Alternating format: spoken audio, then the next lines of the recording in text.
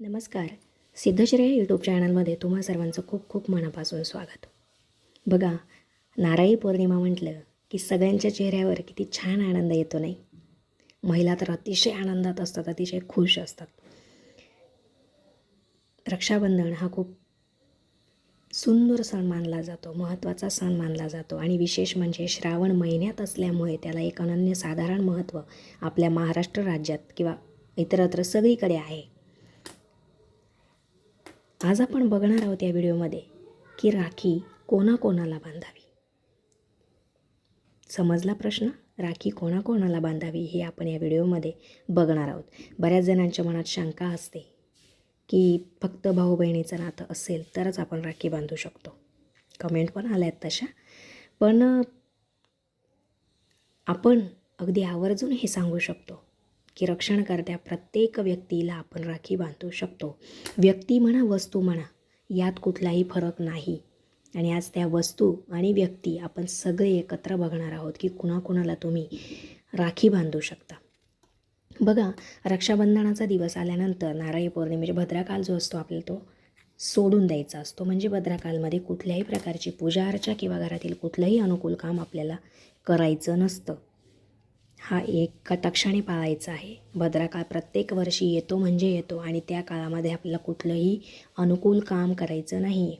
आता प्रश्न येतो तो म्हणजे आपण राखी कुणाकुणाला बांधावी. बघा, रक्षाबंधनाचा दिवस उजाडल्यानंतर तुम्ही जेव्हा पूजेचं ताट बनवता ओवाळण्यासाठी, काही तुम्ही स्वीट वस्तू आणलेली असेल किंवा ताट वगैरे, तेही आपण आपल्या चॅनलवर दाखवणार आहोत की ओवाळण्यासाठी काय काय गोष्टी आवश्यक असतात.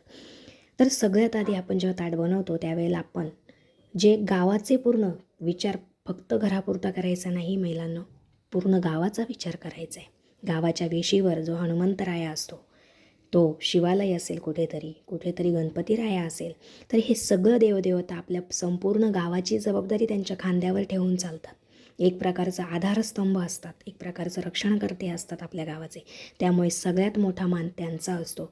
त्यामुळे आपण सकाळी ताट भरल्यानंतर सगळ्यात आधी हनुमंतराया आणि इतरत्र तुमच्याकडे कुठलेही देवस्थान असतील तर त्यांना तुम्ही राखी बांधून येऊ शकता.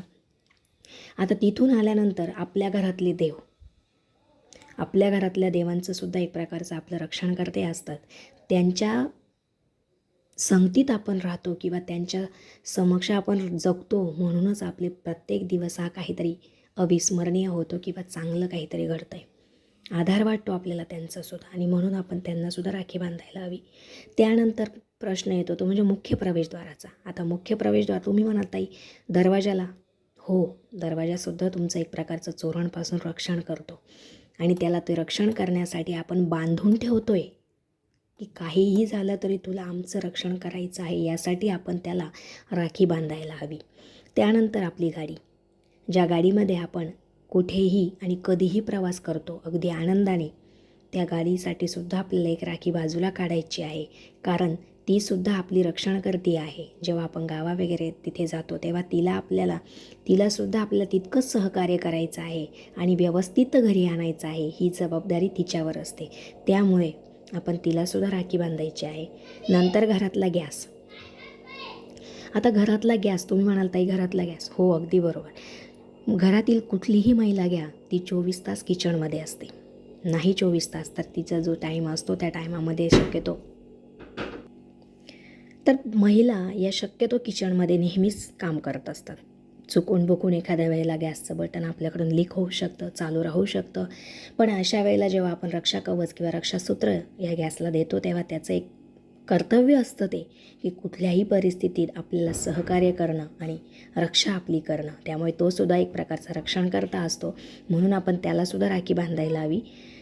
त्यानंतर आपण बरेच लोक बघा, काहीजण नोकरी करतात, काहीजण व्यवसायात एखादं म्हणजे बिझनेस असतो असं धरून घ्या तुम्ही. बिझनेसमध्ये एक नाही आता अशा कितीतरी मशिनरी असतात ज्यावर त्यांना रेग्युलरली काम करावं लागतं. तर या मशिनरीसुद्धा आपल्यासाठी एक रक्षणकर्त्याच आहेत. त्यामुळे आपल्याला प्रत्येक त्या मशीनसाठी सुद्धा एक एक राखी बांधायचीच आहे. नंतर घरातली सर्व माणसं, आपल्या घरात जे पण माणसं असतील किंवा घराबाहेरचे असतील की जे आपल्याला रक्षणकर्त्यांसारखे वाटतात, जे आपले रक्षण करतात, त्यांनासुद्धा आपल्या सगळ्यांना राख्या बांधायच्या आहेत. आपल्या भावाला पण राखी, आता ते तर काही सांगायचं काम नाही, जो तो ज्याच्या त्याच्या भावासाठी मनपसंतीने राख्या चॉईस करतात, मनपसंतीने घेऊन जातात. तर यांना सगळ्यांना आपल्याला अगदी आनंदाने राख्या बांधायच्या आहेत. आता तुम्ही म्हणाल आपल्या घरी जे प्राणी पाळलेले असतात, उदाहरणार्थ कुत्रा असतो किंवा तुमच्याकडे अजूनही कुठले प्राणी असतील तर ते सुद्धा. तर कुत्रा हा सुद्धा आपल्या गेटचं किंवा आपल्या घराचं रक्षण करतो, चोरांपासून म्हणा, काही अघटित घटनांपासून म्हणा. तर तो सुद्धा आपल्या घराचा किंवा आपल्या घरातील सगळ्या माणसांचा रक्षण करताच असतो. म्हणून आपण त्यालासुद्धा राखी बांधायला हवी. आणि आता शेवटी वेळ येते ती म्हणजे आपल्या घरातील पितर, जे मृत व्यक्ती असतात, ज्यांचे फोटो आपल्या घरामध्ये असतातच. खरं तर देवानंतर त्यांना ओवाळलं तरीही चालेल, पण जर नाही वेळ मिळाला, जीवित वस्तूंना आधी ओवाळा, नंतर मृत व्यक्तींना ओवाळा तरीही चालेल. त्याच्यानंतर त्यांच्या फोटोलासुद्धा तुम्ही राखी बांधा. कसं आहे, सगळ्यांना आपण पूर्ण करतो, पण जे पितर, ज्यांच्यामुळे आपल्याला हे जग दिसलं किंवा ज्यांच्यामुळे हे सगळं उभं राहिलं, त्यांना विसरून कसं चालेल. त्यामुळे आपण रक्षाबंधनाला त्यांनासुद्धा आपल्यामध्ये आनंदात सामील करून घ्यायचं आहे. तुम्हाला सर्वांना या चॅनलकडून, माझ्या संपूर्ण परिवाराकडून रक्षाबंधनाच्या खूप खूप शुभेच्छा.